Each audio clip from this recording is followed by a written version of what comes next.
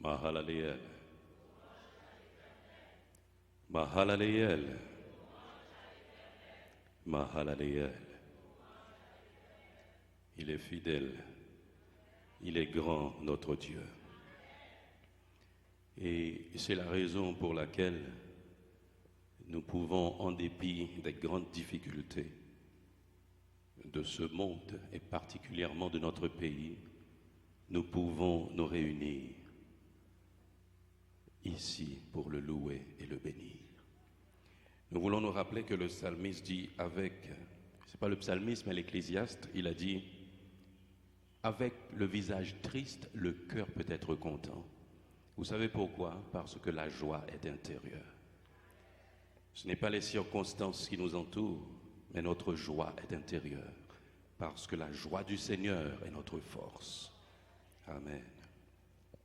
Nous vous prions d'ouvrir vos Bibles dans Luc, le chapitre 9. Nous allons lire les versets 18, 19 et 23. Luc, chapitre 9, les versets 18, 19 et 23. Je lis pour vous et je vous demanderai de reprendre cette lecture. Un jour que Jésus priait à l'écart, ayant avec lui ses disciples, il leur posa cette question. « Qui dit-on que je suis ?» Ils répondirent « Jean-Baptiste, les autres Élie, et les autres qu'un des prophètes est ressuscité, des anciens prophètes est ressuscité. » « Et vous, leur demanda-t-il, qui dites-vous que je suis ?» Et Pierre répondit « Le Christ de Dieu. » Verset 23. Puis il dit à tous, « Si quelqu'un veut venir après moi, qu'il renonce à lui-même, qu'il se charge de sa croix et qu'il me suive. » Amen. Si vous avez cette portion, 18, 19, 20 et 23, je vous prie de lire. Allez-y.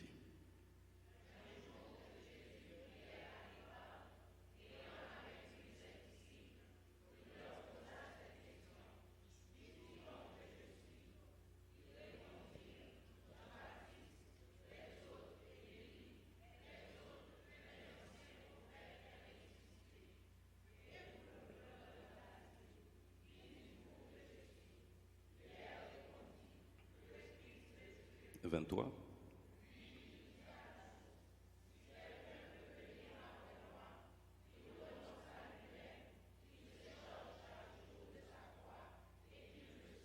Amen. C'est une belle lecture. Des paroles profondes. Le thème de la réflexion de ce matin, c'est prendre la décision de suivre Jésus, c'est changer d'identité. Prendre la décision de suivre Jésus, c'est changer d'identité.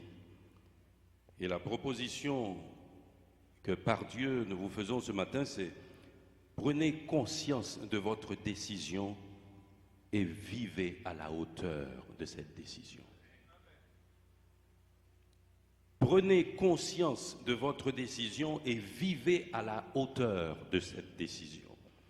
Cette parole a été prononcée dans un contexte bien spécifique. Après beaucoup de miracles par Jésus opérés, après la délégation de puissance qu'il avait donnée aux disciples qui eux aussi avaient opéré beaucoup de miracles, d'ailleurs ils l'ont prononcé très clairement, ils ont dit à Jésus, les démons même nous sont soumis en ton nom.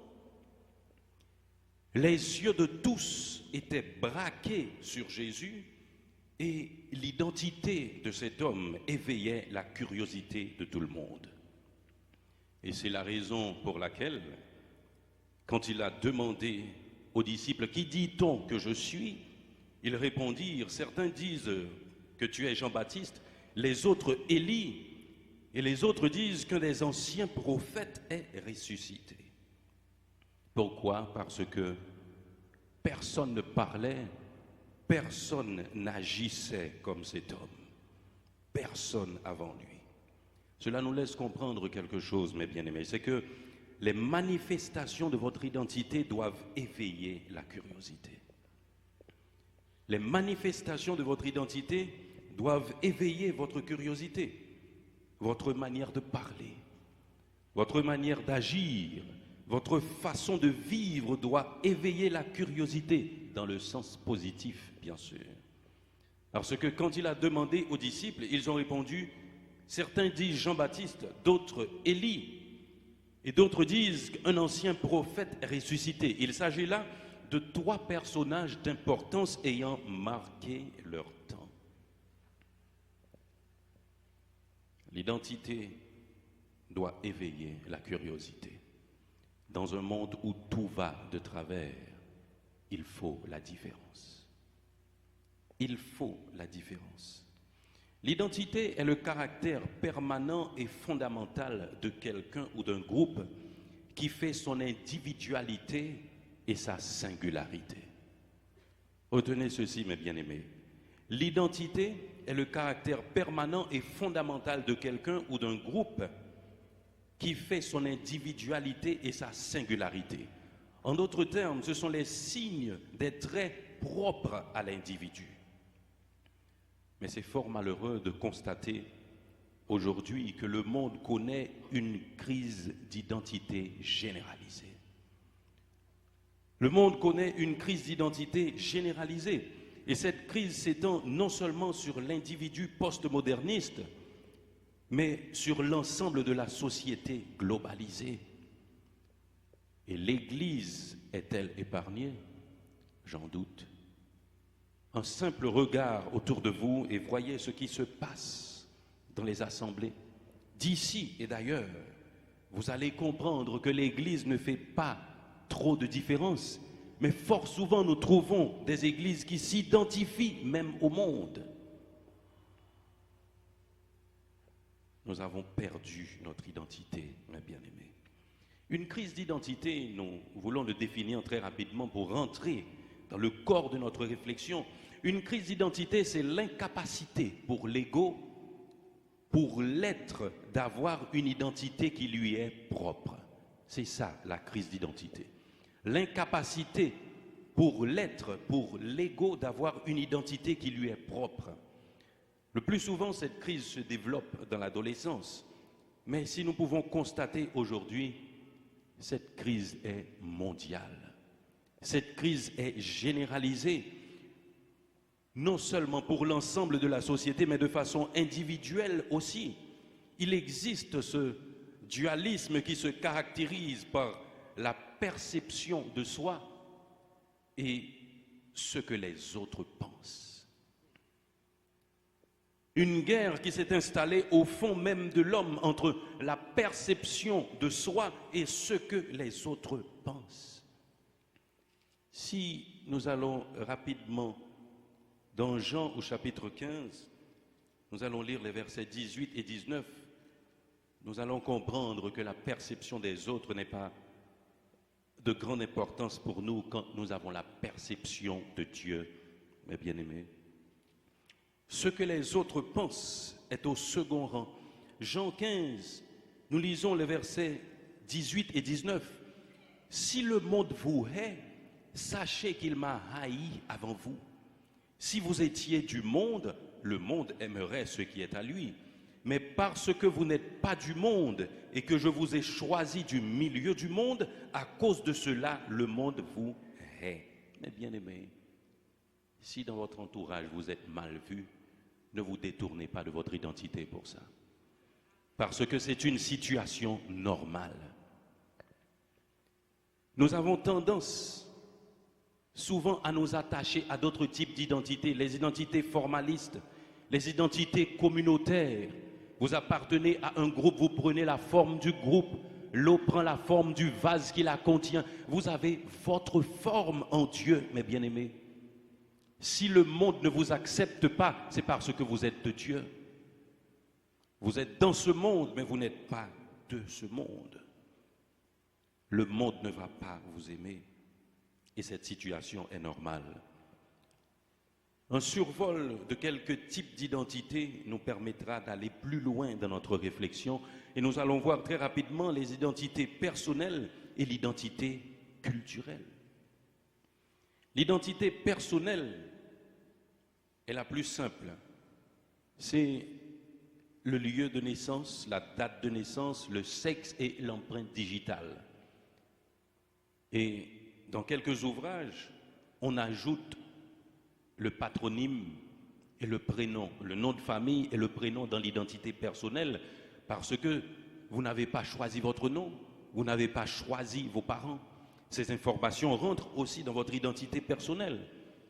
Mais il y a une deuxième phase qui est l'identité culturelle. L'identité culturelle de quelqu'un ou d'un groupe, c'est ce qui nous permet de reconnaître une communauté humaine ou un être humain en soi en termes de valeurs, en termes de pensée et d'engagement, en termes de langue, de lieu de vie, de tradition et de croyance, de vécu et de mémoire historique. C'est ça l'identité culturelle. Ce par quoi on reconnaît une communauté humaine ou un être humain en soi en termes de valeurs, de pensée et d'engagement, de langue, de lieu de vie, de tradition et de croyance, de vécu et de mémoire historique. Là, ça va plus loin, mes bien-aimés. L'identité dépasse les informations qui ne peuvent pas être changées, mais ça passe aux informations, aux traits caractéristiques que nous acquérons au fil de nos vies, mes bien-aimés, à partir de notre éducation, à partir de notre entourage, à partir de nos fréquentations, à partir de nos exercices cérébraux, cela veut dire nos lectures, nos professions et ce que nous apprenons comme science.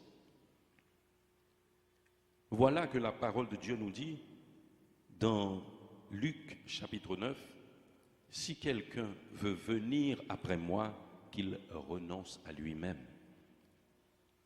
Quand la Bible écrit « Si quelqu'un veut venir à moi, qu'il renonce à lui-même », Dieu ne nous demande pas de nous défaire de notre identité personnelle qui nous donne notre caractère individuel et singulier. Mais il nous demande de passer de l'identité culturelle à une identité spirituelle. Dieu nous demande de passer de l'identité culturelle à l'identité spirituelle. Et nous allons rapidement le comprendre dans Jean 1er, les versets 12 et 13. Jean, le chapitre 1er, les versets 12 et 13. Alors, si nous voulons lire plus haut, nous voyons, au commencement était la parole, et la parole était avec Dieu, et la parole était Dieu. Elle était au commencement avec Dieu, toutes choses ont été faites par elle, et rien de ce qui a été fait n'a été fait sans elle. En elle était la vie, et la vie était la lumière des hommes. Nous allons plus bas pour dire que la parole s'est faite chair, et elle est venue habiter parmi nous. Et les versets 12 et 13 nous disent: mais à tous ceux qui l'ont reçu, à ceux qui croient en son nom, elle a donné le pouvoir de devenir enfants de Dieu, lesquels sont nés non du sang, ni de la volonté de la chair, ni de la volonté de l'homme, mais de Dieu.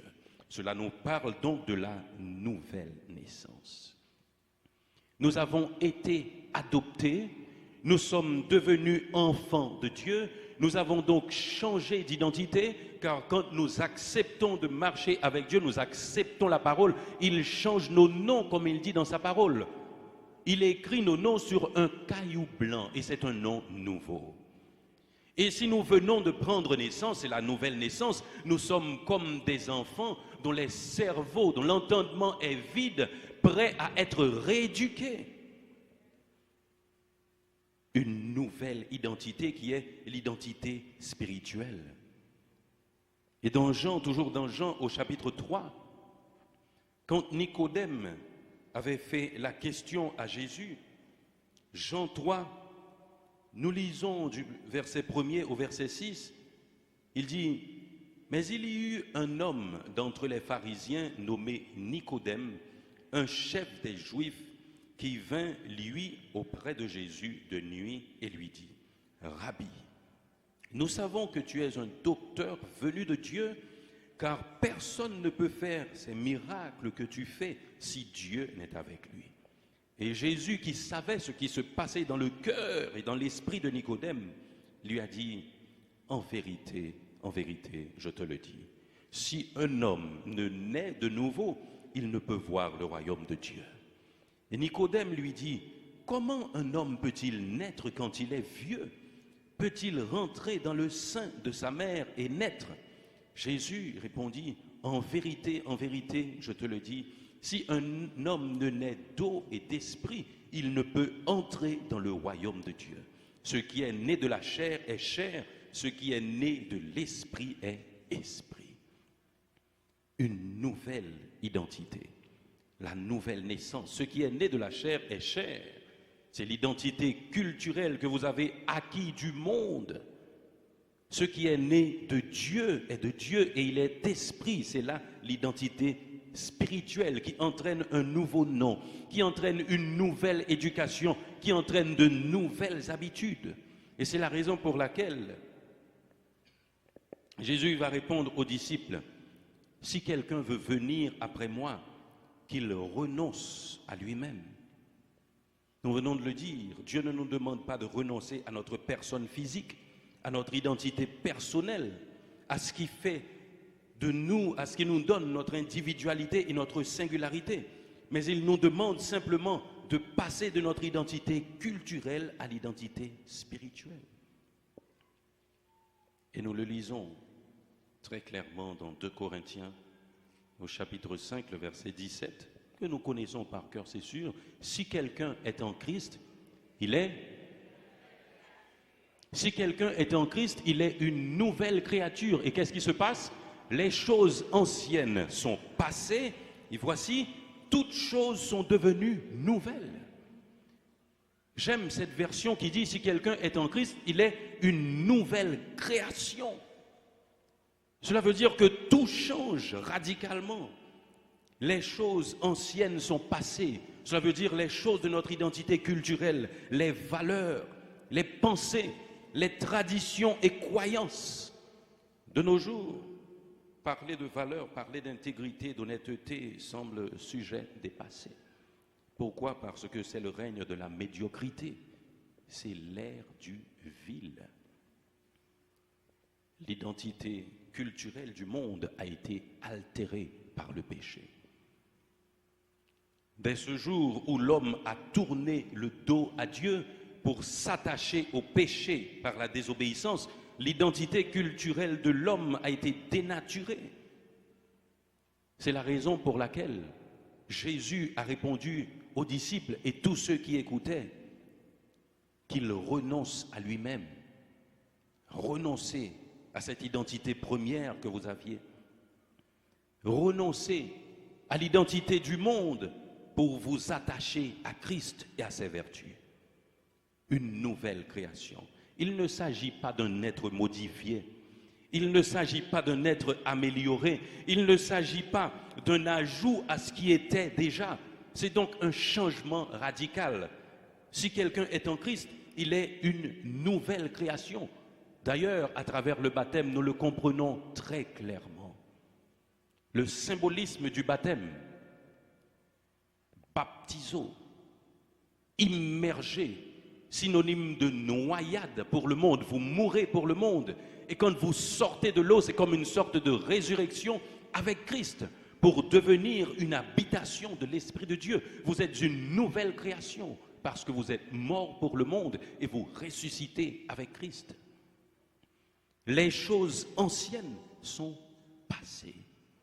Les habitudes, les façons de parler, les défauts, l'orgueil, la rancune, les jalousies, le manque de pardon, les choses anciennes sont passées et toutes choses sont devenues nouvelles parce que vous vous êtes identifié à Christ à partir de votre nouvelle naissance.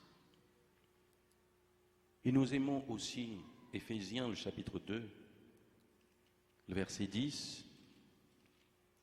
Éphésiens, le chapitre 2, le verset 10 nous dit « Car nous sommes son ouvrage, ayant été créés pour de bonnes œuvres que Dieu a préparées d'avance afin que nous les pratiquions. » Ah oui, Dieu a préparé les œuvres d'avance afin que nous les pratiquions. combien aujourd'hui d'entre nous peuvent parler de bonnes œuvres? Regardez autour de vous et faites-vous la question à savoir qui d'entre nous peut œuvrer de jour comme de nuit de la même façon? Qui de nous peut agir aux yeux de tous comme nous agissons dans le noir quand les yeux ne nous voient pas, mes bien-aimés? Nous vivons dans un monde schizophrène où la majeure partie des gens a une double personnalité. Une personnalité pour l'Église, une personnalité pour le bureau, une personnalité pour la vie quotidienne. Mais les dimanches, nous sommes des personnes changées. Et ce changement disparaît au cours de la semaine.